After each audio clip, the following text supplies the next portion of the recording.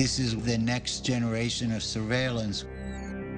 For the first time, we actually have permission from the government to show the basic capabilities. It is important for the public to know that some of these capabilities exist.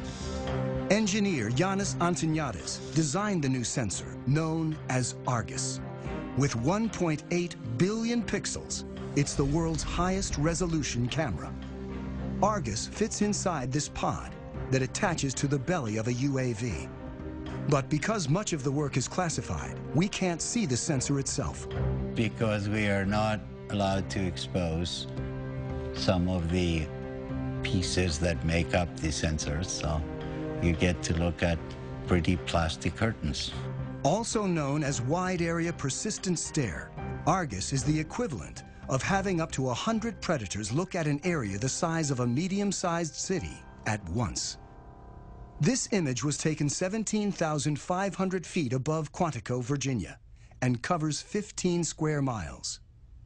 This whole image is at a very, very fine resolution. So if we wanted to know what is going on in any spot along this image, say near this building at this intersection, we can generate a moving image that shows what's going on in the area.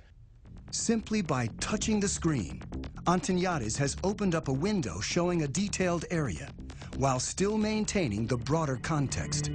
And everything that is a moving object is being automatically tracked. The color boxes represent that the computer has recognized the moving objects. You can see individuals crossing the street. You can see individuals walking in parking lots. There's actually enough resolution to be able to see the people waving their arms or walking around, what kind of clothes they wear. And you could pick the location of where you produce these images anywhere in the entire field of view. Antoniadis can open up to 65 windows at once and can see objects as small as 6 inches on the ground.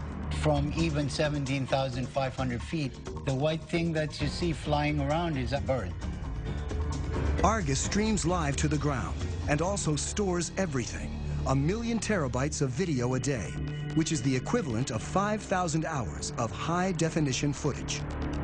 So you can go back and say, I would like to see what happened at this particular location 3 days, 2 hours, 4 minutes ago, and it would actually show you exactly what happened as if you were watching it live. To create the world's highest definition camera, Antoniadis needed to design a new imaging chip. But DARPA, the project's funder, wanted to move fast and keep costs down. So he borrowed technology that most people have in their pockets.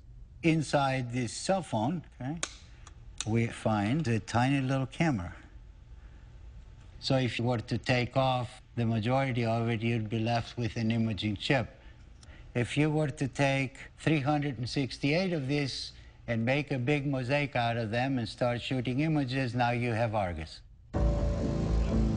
Unlike the Predator camera that limits field of view, Argus melds together video from each of its 368 chips to create a 1.8 billion pixel video stream. This makes it possible to zoom in and still see tremendous detail. Whether Argus has been deployed in the field is classified. I'm not at liberty to discuss plans with the government, but if we had our choice, we would like Argus to be over the same area 24 hours a day, 7 days a week. That's not very easily achievable with manned platforms. This is where UAVs come in, and they're absolutely the perfect platform.